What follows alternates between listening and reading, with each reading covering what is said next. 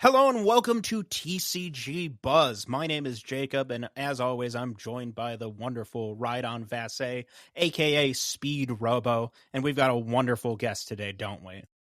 Yes, we do, Jacob. Our guest today is Divine, the creator of Eikonic, which is currently going through Kickstarter.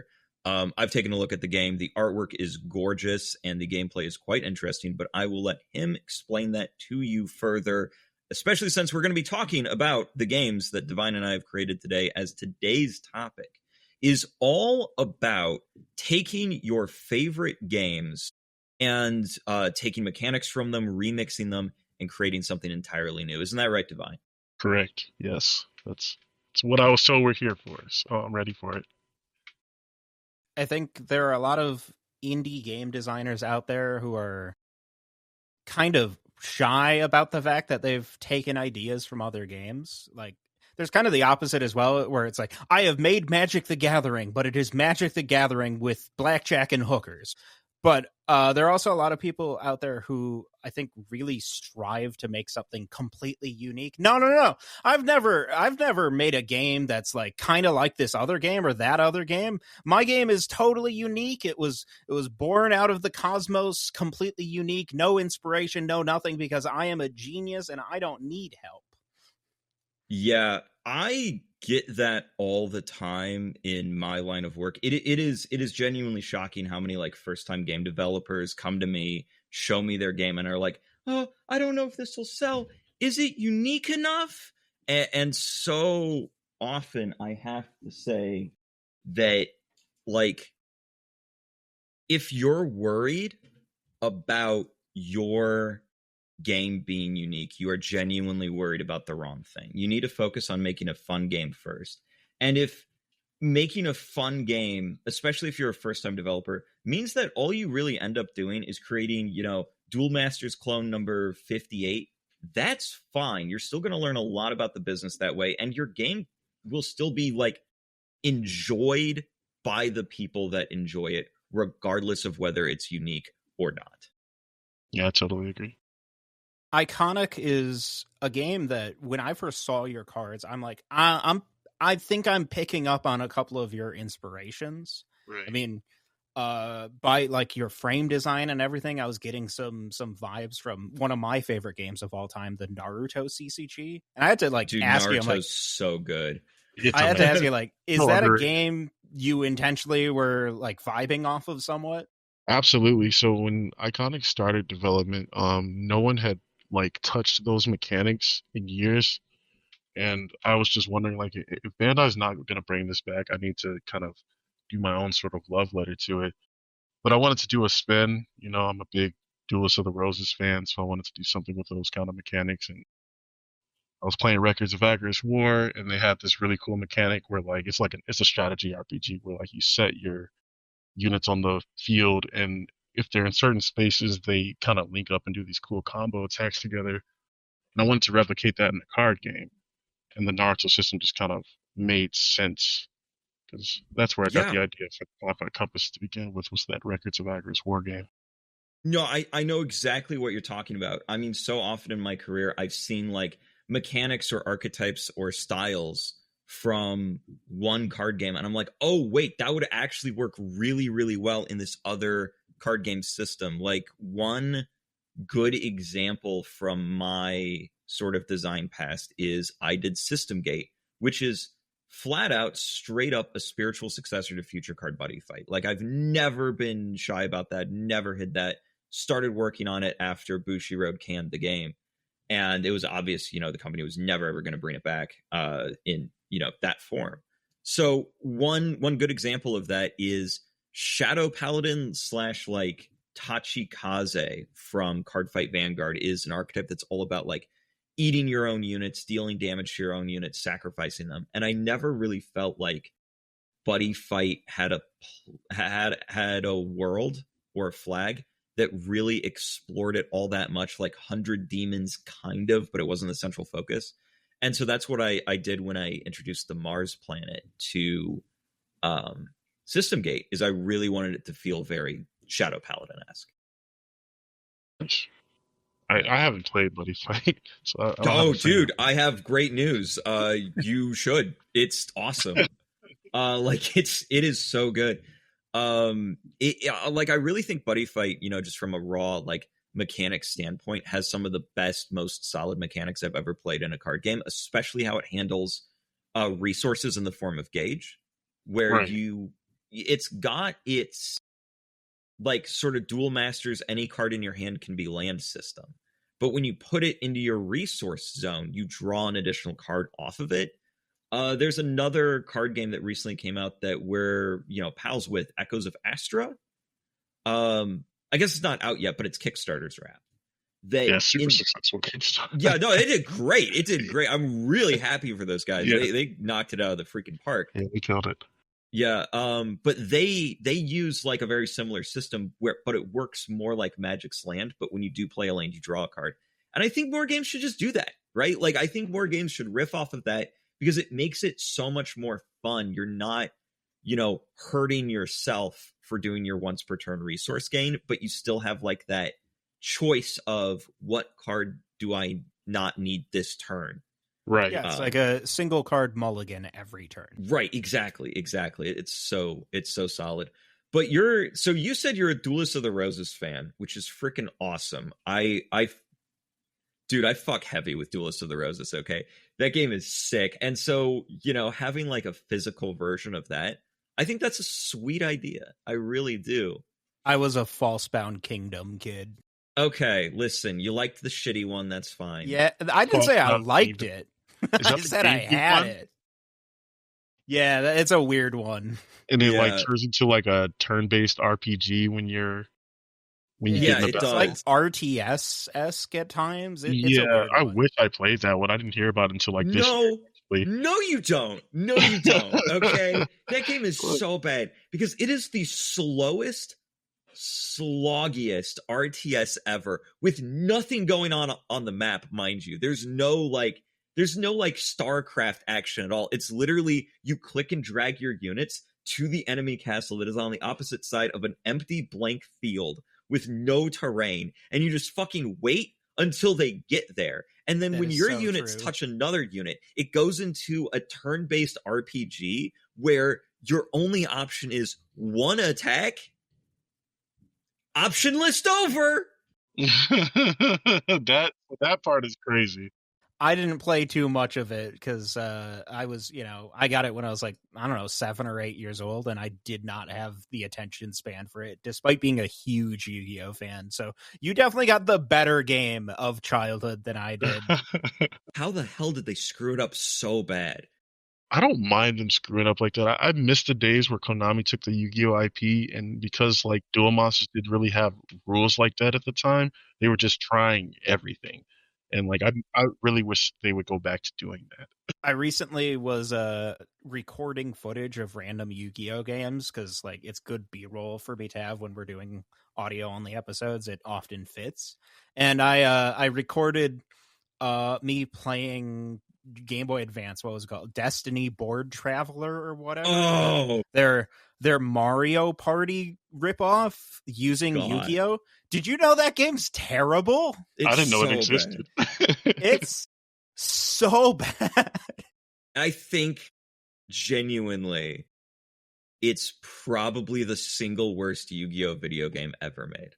I can't even start with how bad it doesn't it like not have a tutorial. No, it doesn't. Not at all. It's not good. With Duelists of the Roses, that was one of your big inspirations you listed, and I want to Yes, know like absolutely. what did you take from that, and what did you like modify and change from it? And I want to talk about Naruto. You also listed that one, and I can talk about that one for hours with you. Right. We're on the Yu-Gi-Oh train right now. So with Duelist of the Roses, the biggest takeaways that I got from it were the deck leader that moves around the board and summons your monsters and stuff like that, and just the tactical card-based combat in general. And the fact that you could put monsters face down and traps and stuff and flip them face up and they would change things. I really wanted to capture that as well. but their resource system didn't work because it what it did there was gave you 4 kind of star points per turn, and your monster's level took from that. But it was all like hidden because when you play something face down, it will automatically take those stars away. But you couldn't, like, your opponent would have no idea what it is. You can't really do Right. that in real life. So trying to replicate that in our game was really difficult, and we ended up, just choosing 2 AP to put the card down, and then you pay the rest when it's flipped face up. And I was Yeah, really apprehensive about that at first until we tried it. your whole face down mechanic, I think, is actually sick. That was one of the main rules that I read in Iconic, and I was like, oh, that's really clever, because I've seen people try to handle the whole face down thing before. Yours is the only one that I think really does it right, and the trick to it is that if your opponent messes with that face down before you flip it up, they just instantly capture it. And I think that's the secret sauce that makes the whole thing work. Yeah, I think that's what made it okay to me, when we were kind of conceptualizing it. Yeah. And I really like the applications that, like, because of the combat compass and the way that interacts with it, that face down could be, it could do nothing, or your opponent could attack into you and you flip that up, and all of a sudden it's almost like the creatures themselves are trap cards. Yeah, exactly. Exactly. It's neat. It is such a neat mechanic that, like, and I love in my trading card games having both public and hidden information. I love having to look at what my opponent has on the board, strategize around that, but also when you're at a high enough level of play that you have like deck knowledge on your opponent, which gives you like, okay, I know they're playing this archetype, which means they're probably playing this card, which means I need, 5,000 extra attack points in order to for sure clear this encounter and stuff like that. It's really neat. And I think one game that really captures that super well is actually Hearthstone, because the core rule set is so simple. And in Hearthstone competitive play, which I'm actually still a pro Hearthstone player, go Hawks, um, you are allowed to see your opponent's entire deck list before the match. And Okay. you're allowed to like track the cards that go out of their deck during the match. So like, for example, you're always going to know if your opponent like potentially has an out in their hand to one of your cards, plays, or setups, because you know if that card has been discarded or played yet. And I think that's really, really cool.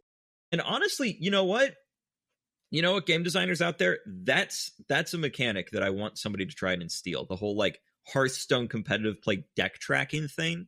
If you can find a way to make that work, that would be dope. That's really interesting to have all that information up front. I don't know how I would handle that. Okay, all right, hold on. Now this is we've derailed the podcast. This is now a game design brainstorm podcast. Here's how I think I would do it, right? I would have the decks be small, 30 card, kind of like Hearthstone, right? Maybe 3 copies. When you have like a full like 50 card, 60 card deck, it's a little harder to even keep in mind what cards your opponent would have. Exactly. I would have it be like 30 card deck, 3 copies of each card, so there's 10 different cards in your deck. And then I would make it so that you have like a 4th copy of every card that's in your deck off to the side. And that sideboard is public knowledge to everybody. Interesting.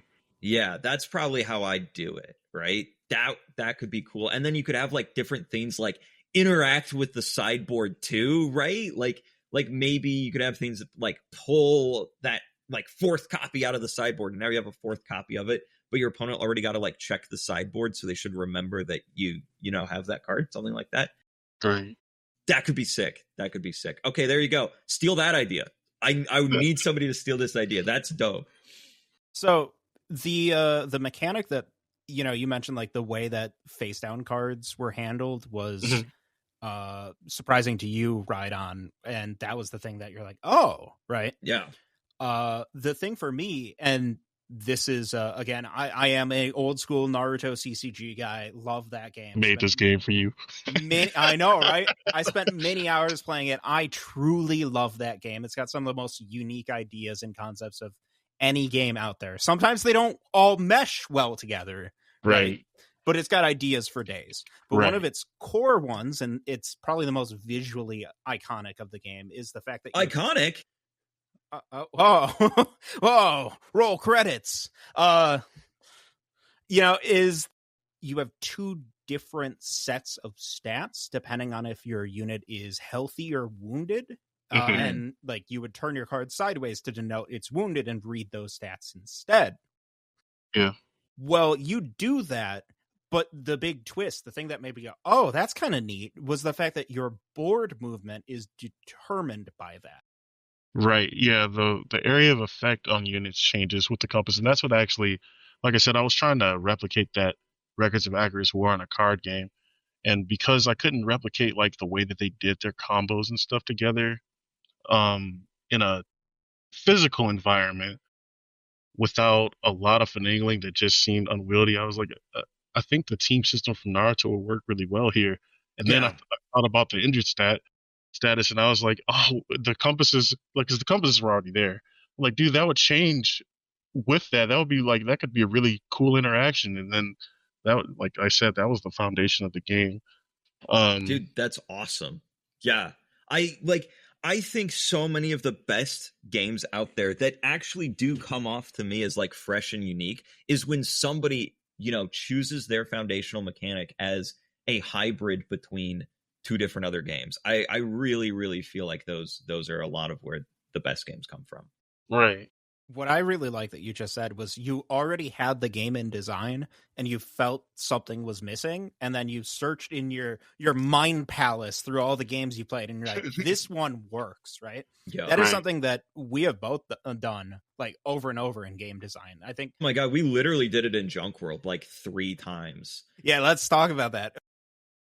I think there are a lot of game designers who like have their initial idea and force it to work without changing or adding things. Yeah. Right? Yes.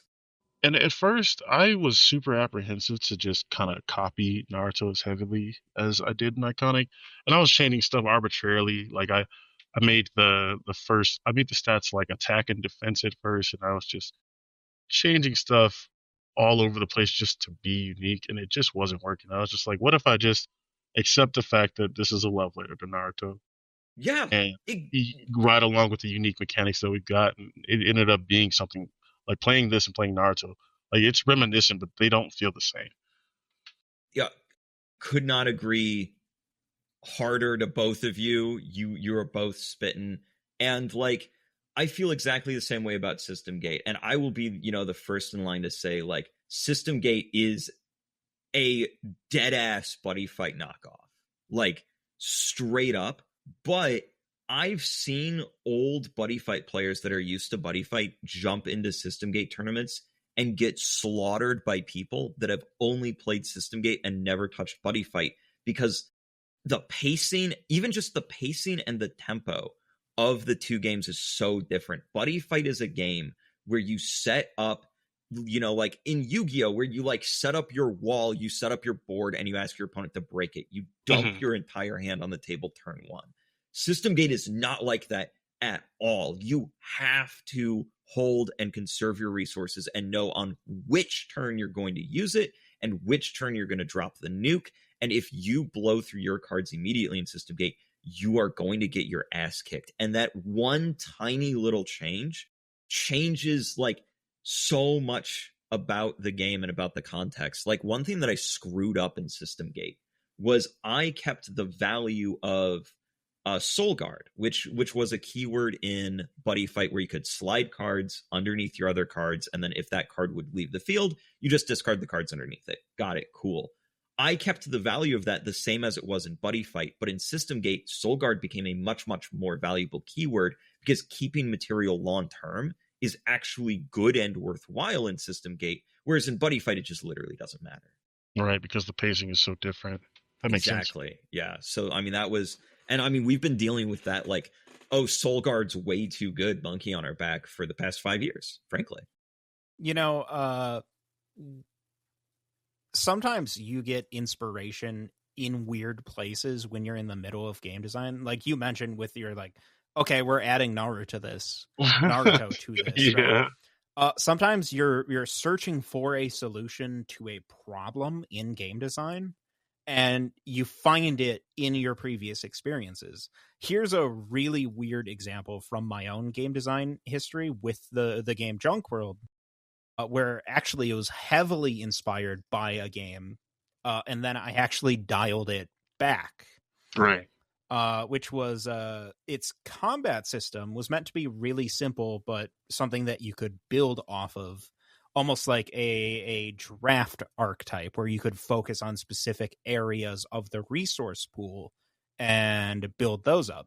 And one of the big inspirations for that weird connection was the hit indie roguelike poker game Balatro. Balatro was a heavy inspiration halfway through design in that game in how you calculated damage using a multiplication system like Balatro has. And then we get 3/4 of the way through design, and it's like, okay, this actually isn't working quite as well as we'd like it to, because this is a simple party game and the math is getting complicated. Oh, God. So it was toned back. That system is still there, but it's a lot more subtle than what it appeared to be originally. Right. Yeah. And it's so funny that you mentioned that the bonus attack system from Junk World is meant to be like the Balatro multiplication system, because Jacob, I've worked on that game with you and I did not make the connection at all. This is the first time I'm hearing of that. Yeah, but like you're right. I see it now. Now I feel like a dipshit. Yeah, so like inspiration can come from anywhere and anything, and that's not a bad thing. Like there are some game designers out there who are ashamed to quote unquote steal mechanics or whatever. Like guess what? There are 10,000 amazing games out there. Many of them people haven't heard of. Right. And would enjoy their gameplay. Take some of it. Yeah. Make a puzzle out of amazing game design concepts. You can bring new things to the table. And oftentimes those new things are just mixing two mechanics from two other things together. Like right. You with the compass system and the damage system from Naruto. Right. That's awesome. And it works so cool and works so well together. And feels unique while taking inspiration from something from your path. Right. Yeah. And what's so cool is that, you know, so many other game designers who are good friends of mine are doing the same thing, even with the same games. Like now we've reached a point where the people that grew up on the Naruto card game are in the game design industry, because I'm sure you guys have all heard of Primal TCG. I did hear about Primal. Yeah, Primal's awesome, by the way. And the guy who makes it, super cool dude. And that is literally just like the system gate of Naruto. Dude just like control A, copy paste, trace that card border. And his game's fucking great, dude. Yeah, and it's so good. There's definitely a difference between like a game that is specifically a spiritual successor, right? Yeah. Like Primal is to Naruto, like System Gate is to Future Card Buddyfight, like Ukulele is to Banjo-Kazooie. Freedom Planet for Sonic. You know, the list is endless. But there are also games that can be a hodgepodge of cool ideas from various games. And both are cool. There's nothing wrong with either. I like both. I'm happy that people can enjoy Naruto style gameplay in two very different ways. One super hyper authentic to the original, and one that takes it in a very interesting, very different twist. Yeah. Oh, it's great. I think it's fantastic that people have options. That's fun. That's good. If I may indulge for a moment, I know I've referenced this before, but if you've never read the Kobold's Guide to Board Game Design, it is a collection of articles and like thoughts and opinions from various well-known game designers, with one of the big headliners from it being the legendary Richard Garfield. Of course. And Richard Garfield's entire section, his thesis, is literally titled Play More Games. And it is all about how you as a game designer should have that repertoire of games behind you and use them. He specifically goes into detail. He takes one of his most popular games, King of Tokyo, and says, all right, here's King of Tokyo, and here's a list of everything I ripped off to make it. And that's good. It's awesome. Yeah. The quote from it that really sticks out to me is he says, fine, you say, I am designing board games, so I will play board games. To this I say, not enough. You should play board games, card games, electronic games, sports, arcade games, role-playing games, miniature games, war games, mathematical games, party games, puzzle hunts, and casino games. You should watch game shows, sporting events, and game championships. Great design may incorporate ideas from all games. And that's so true. You took ideas from a video game that you played in your childhood, a card game you played in your childhood. My game, Junk World, heavily inspired by 70s game shows, right? There are so many amazing concepts out there that people should try to explore. Yep. Yeah, I mean, I completely agree. Even with the AP system that we have in Iconic, I was having a big issue with the resource system because, like I said earlier, copying Duelists of the Roses system did not function at all. And I was I just looked at tons of card game rules to try to see if there was a resource system that could fit. It wasn't until I just stopped looking at card games and started playing video games again, and I played Valkyria Chronicles. And... Dude! You love Valkyria Chronicles, bro! You said his trigger words. Oh, shit! That's my favorite video game of all time! But yeah, the resource system, the AP system, because of the leftover kind of action points that you can carry over into other turns and stuff, and the way that worked in Valkyria Chronicles, that's kind of what inspired Iconic's AP system. That's so cool. I didn't even pick up on that, but I see it now. That's fucking sick, dude! Valkyria Chronicles is such a good series, and I can see that. I totally get where you're drawing inspiration from, and like we already had with me going, Balatro was an inspiration. Sometimes that inspiration is a lot more subtle to the outside world than it is to you in your game design brain. Right. Yeah, for sure. Here's a good example of a game that my company and I is working on right now. Spoilers for the future of Speed Robo, I guess, but we're working on a single player card game called Parasite Dungeon. And how this got started is one of my friends and coworkers, Will, aka Squilliam. Everybody loves that guy, chill dude. He came up to me and he was like, "Hey, dude, I've been playing this 52 card poker game called Scoundrel on my lunch breaks. It's a single player dungeon crawler. Have you heard of it?" And I was like, "No, I haven't heard of it." So I looked at Scoundrel and I was like, "Oh, Scoundrel's really, really cool." And there was something inside Scoundrel that inspired me right away, is that after you would kill a monster, it would stick to your weapon like a parasite. And from there, the whole concept of Parasite Dungeon was born, where we're doing a lot of things similar to Scoundrel, where it's a single player dungeon crawler with cards, and the monsters you kill infest your weapon. And the entire theme and style that I wanted to go off of was very inspired by obscure Sega Saturn action RPG Baroque. And at the time Baroque came out, it inspired several other niche, super dark horror Japanese JRPGs that just have such a distinct flavor that I'm really hoping we can capture with Parasite Dungeon. And that's been super fun to make. Yeah, it sounds like a really cool take on an experience system. It's super. Yeah, right. It is so cool because your weapon has a number, and you can only kill monsters that are weaker than your weapon. So when you put that monster on your weapon and you kill it, its number goes on top of the number on your card. So your weapon gets weaker over time. And I think in Scoundrel, it was meant to be a durability system. But in this, I really wanted to take it super literally, and different parasites that infest your weapon have different effects, some positive, some negative. And so I'm excited for this one. I think it's going to be a good time, but it's been so much fun like this is part of what makes game design so fun, is taking different elements from different places, be it mechanics or even like thematic inspiration, and snapping them all together like Lego bricks. Yeah. Right. I have a solo play game I've been working on that Rhydon, you know about. Yep. That was kind of missing an element.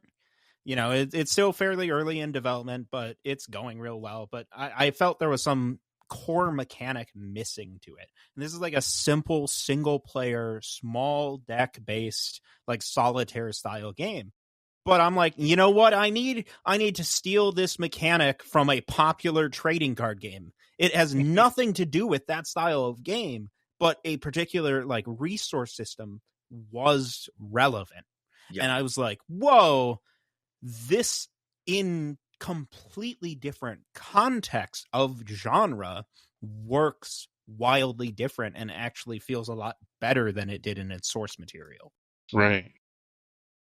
You know, and I think those are some of my favorite moments in game design, those aha moments where you're working on a game and you know that it's missing something, like Divine with you and the Valkyria Chronicles AP moment.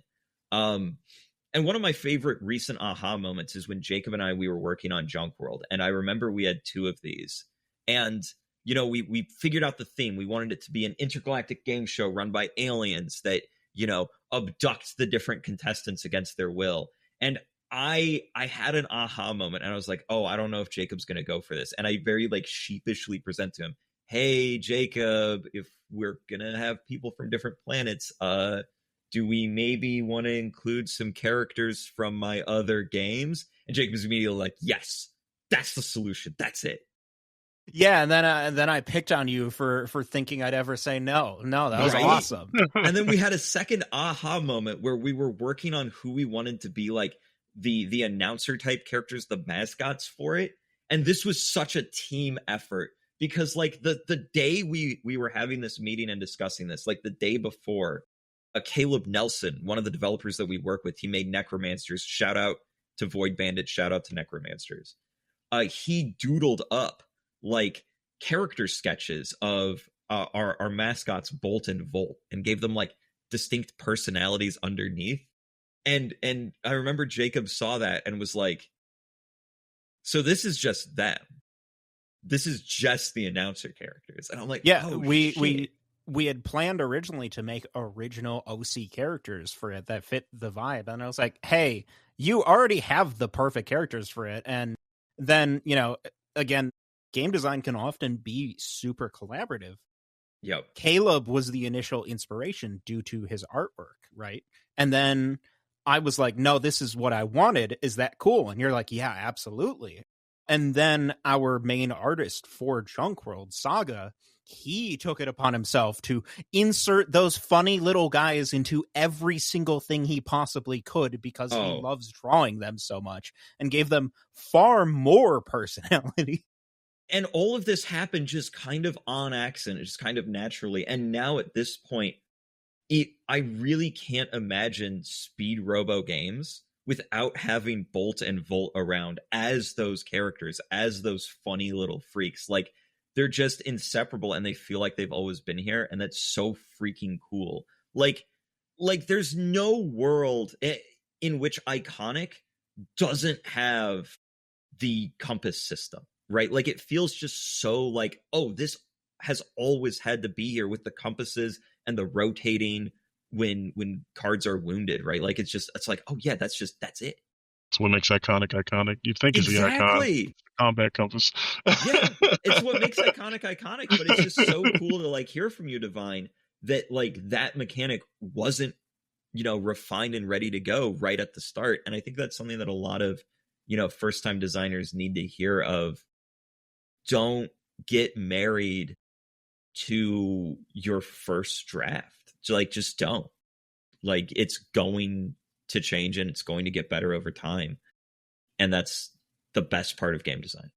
So I want to ask a group question here, because there are some games that I truly love and I'm truly inspired by that I've tried to put in things in the past and ended up not working and they had to be cut, those concepts from those games, they're always there, something that someday I'm gonna whip out and get to use. Right. What are some games like that you have in the pocket that you're like, I want to do something with this in the future?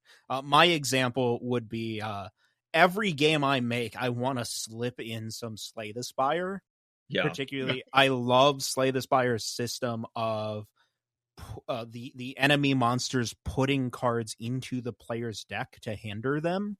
I so love that system, and I don't get to use it. I haven't gotten to use it yet because the games I've developed haven't been the right fit for it. Dude, but someday, I think you would have to do like a competitive deck builder in order to kind of pull it off, right?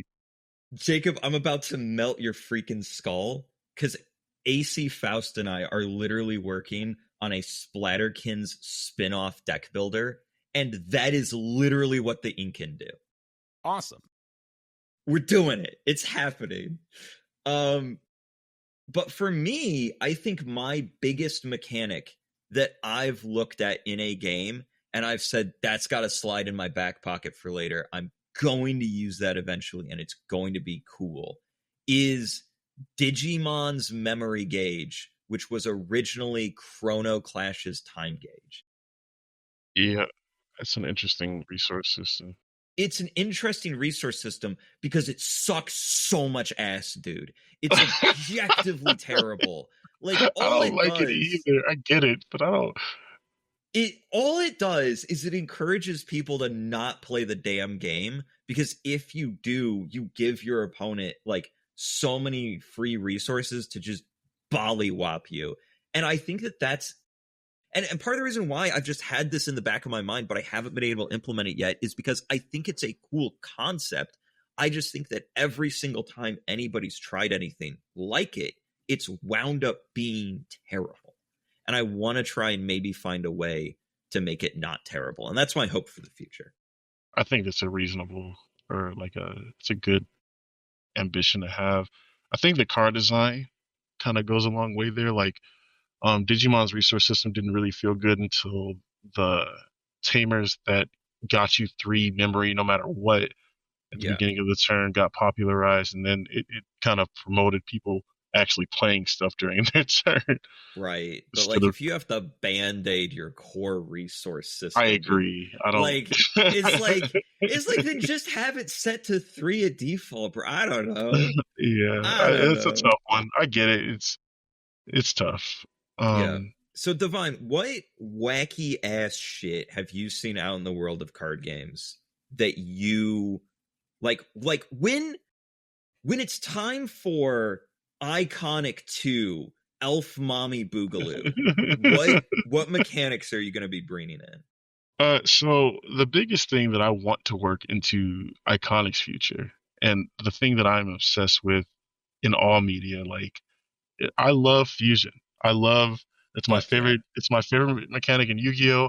Vegito is my favorite character in Dragon Ball. I love Shin Megami Tensei and mixing all your demons and Persona and all. Like, I just love kind of mixing two things together and seeing what kind of cool thing they can become. I think Eikonic is at a bit of a complexity cap on already, so I'm a little worried about trying to put that in there, but I really want to. Dude, just make a second game. Yeah, but like, if I make a game about merging monsters, I feel like I'm just making Yu-Gi-Oh! You know? Well, no, because you like you could. Yeah, but Yu-Gi-Oh's not even about merging monsters. I feel like it's only about merging monsters. I mean, I like, guess. I just think is it time for us to bring back Luck and Logic? God, no. No, it is never time to bring back Luck and Logic. Do not put Change of Clothes Chloe on the screen, please. We will get demonetized. No. You're tempting me. Divine, seen... Wait, what are you talking about? We're not monetized at all. Well, then never mind. Put all the... Yeah, here you go. Put all the naked children on the screen. Whatever. Who cares anymore? Jeez. Divine, have you seen Luck and Logic? I have seen it. Like, I saw a rules video for it, but it's super, like I said, during that phase where I was looking at every card game for resources, it was one of the ones that I looked at then, but I'm not aware of what you're talking You about here. remember what I said earlier with the Naruto CCG, where it's got a lot of like really cool ideas and concepts that like they all mesh together to make an interesting game that sometimes isn't perfect. Right. So take that problem and multiply it by 69,000 times. It's 69,420 times. And that is luck and logic. Every single individual mechanic in Luck and Logic is a cool idea in a vacuum and on paper. It's just that all of those individual slips of paper like somehow came together to create mustard gas. It's so bad. Like none of them mesh, none of them work together, and it like Luck and Logic is crazy because I have never seen a card game that more embodies less than the sum of your parts. That's unfortunate. It's just if I was ever gonna try the game, this conversation made it.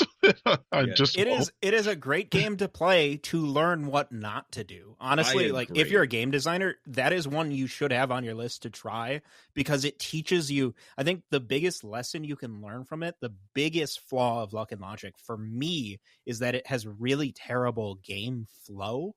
And once you understand really bad game flow, you can understand really good game flow. Luck and Logic is like jerky. It's like someone who has never driven a car before. Let's say, I don't know, me. I've getting in and trying to drive a car with no previous knowledge, and it's a manual, right? Right. Yeah, that is Luck and Logic. Well, and the other thing you're going to learn from Luck and Logic real damn quick if you try to play it is you're going to learn how to not write a rule book. It is so bad. Like, genuinely, I think a substantial part of what killed Luck and Logic in the United States is that its entire rulebook was a single-page sheet for the most complex game Bushiroada's ever made. I spent years of my life literally playing Luck and Logic incorrectly until our mutual friend Dalton was like, no, actually, this is how it works. And I'm like, you've got to be kidding me. Did it get better or worse after that point? Oh, worse. It got worse, of course. Low-key fixed Luck and Logic and didn't know it. Yeah, because like I thought you could only I thought your fusion monsters could only be fusion summoned. No, you can normal summon your fusion monsters, which is insane. This is literally the first I'm hearing of that. That's really stupid. Yeah. From an SMT perspective, I think it makes sense to me, but that's a very specific. It could work if the rest of Luck and Logic was a goddamn Luck and Logic, bro. Yeah, that's the thing. If you take 1/10 of Luck and Logic as a game designer, just slice it into 10 pieces, grab one of those pieces and focus on that and make a game out of it, you're going to make a good game. But it has so much going on. Like it uses Bakugan's gate system. It uses contact fusion. It uses a really weird like turn counter progression system that only goes up to 3 or 4 or whatever. It goes up to 4. Actually, its turn counter progression system, like its resource system is sick as hell because you have a level zone. And so each turn you can take a card from your hand and place it into your level zone. And then you can flip that level card face down to pay for costs. You tap your level cards in order to add extra cards to your combo, to your Dragon Ball Super style combo chain. God, I see what you mean now. Combo chain. You explaining these rules is already like, what are we doing? Dude, it is insane. And then to top it off, the thing that really ensured Luck and Logic was never going to go anywhere, Jacob just put the cards on screen. All of the artwork is half-naked high school girls. I don't know if putting the cards on screen is a good idea.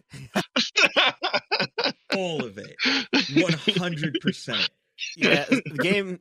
We could talk about that game for hours. In fact, Rhydon and I have both independently done videos specifically dedicated to that game over the years. Not only have we done that, I remember the last time we met up for a convention and we were waiting for the train. We spent like 2 hours just yapping about Luck and Logic again. That is true. It is in our nature. It's in our blood. I'd like to end our episode with just again stressing like there's nothing wrong with being inspired by the games around you. In fact, I think it makes you a better game designer. I think it is a core, crucial part of game design. No one gets mad at Renaissance painters who were inspired by their masters, right? Why do people do that for game design? No one gets mad when a video game goes, hey, what if we took that video game you really liked but turned it into a roguelike? Why does it happen with board and card game designers? I agree. I completely agree. One of my favorite examples that most people don't, realize and think about is, hey, Doom Guy from Doom is a green Lego spaceman that runs around and shoots alien demon things. Master Chief. Yep. Is a green Lego spaceman that runs around and shoots alien demon things. I can definitely see the inspiration. You know what I mean? Yeah. And it doesn't take anything from Halo to be inspired by. Right. Yep. It doesn't take anything away from Halo to be inspired by Doom. And it doesn't take anything away from Doom to have the artwork and music inspired by Dungeons and Dragons and Metallica, does it? Well, maybe a couple of the tracks from the original Doom, which were literally, hey, let's look at our records in the corner and just steal them. Okay, maybe that was not the best example, but you know what I mean. You do that, you get a golden soundtrack like Budokai 3, which is one of the greatest soundtracks of all time. All stolen music. I still love it. Dude, Budokai 3, that is, no, I'm with it. If you like the Budokai 3 soundtrack, you should go listen to all the tracks it was stolen from. Like one of my favorite bands of all time is the Finnish like power metal band Stradivarius, and half of the Budokai 3 soundtrack is just stolen from them. Right. They even got Earth, Wind, and Fire, and they're like, when you get an item, it's September. It's just September by Earth, Wind, and Fire. That's crazy, dude. Right. And with that, Divine, I'd like to give you a minute to pitch your stuff, tell the people where they can find you, that kind of thing. Thanks for hanging out with us and listening to us rant about games you haven't played. It was a really good time. So yeah, Iconic is a tactical JRPG style trading card game. On Kickstarter currently, we're 60% of the way to the goal. Congratulations. And thank you. So and we're everywhere on social media. It's just at Eikonic TCG on all platforms. I'll have links in the description. I appreciate it. But yeah, thank you guys for having me. It was a fun conversation. Yeah, no, it's super great to have you. And with that, we'll see you guys next time.